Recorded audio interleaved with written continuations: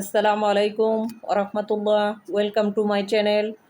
সম্মানিত মুসলিম ভাই বোনেরা, আজ আমি আপনাদের সামনে আলোচনা করব কবরের আযাব মাফ হওয়ার আমল।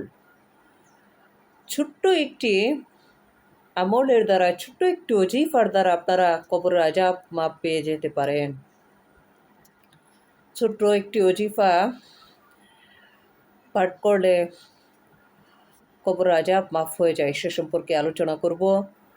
তবে আপনাদের কাছে একটি অনুরোধ, আপনারা আমার চ্যানেলটি সাবস্ক্রাইব করে রাখবেন এবং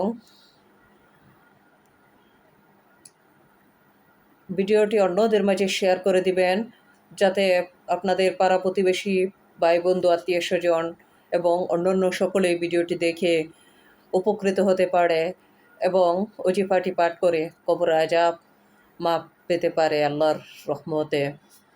সেজন্য আপনাদের কাছে এই অনুরোধটি রইল, আপনারা ভিডিওটি সবার মাঝে শেয়ার করে দিবেন।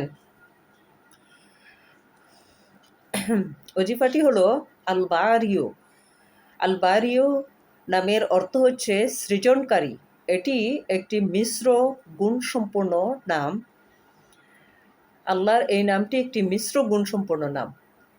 প্রতিদিন 7 বার করিয়া এই নামের জিকির করলে কবরের আযাব মাফ হইয়া যায়। মাত্র 7 বার, ছোট্ট একটি জিকির মাত্র। আল বারিও, আল বারিও, আল বারিও, এভাবে 7 বার পাঠ করলে, এটা হাতে গুনেও 7 বার পাঠ করা যায় বা মুখে বলে 7 বার হিসাব রাখা যায়। মাত্র 7 বার পাঠ করলে ইহার দ্বারা কবরের আযাব মাফ হয়ে যায়। ছোট্ট একটি নামের আমল, যা আমরা যে কোনো সময় এই আমলটি করতে পারি ওই অবস্থায়। তবে আপনারা বিশেষ করে ফজর এবং মাগরিবের নামাজের পর যদি পড়েন, কারণ নামাজের পরে ওযু থাকে, সেই সময় আল্লাহর কাছে প্রার্থনা করলে যে আল্লাহ তাআলা কবরের আযাব মাফ করে দিবেন ইনশাআল্লাহ।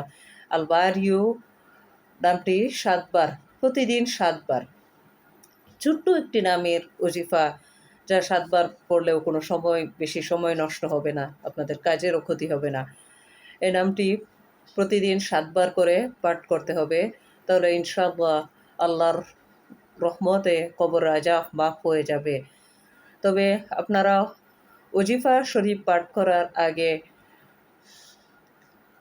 দুরূদ শরীফ পাঠ করে নেবেন 11 বার এবং ওজিফা শরীফ পাঠ করার পরে 11 বার দুরূদ শরীফ পাঠ করে নেবেন।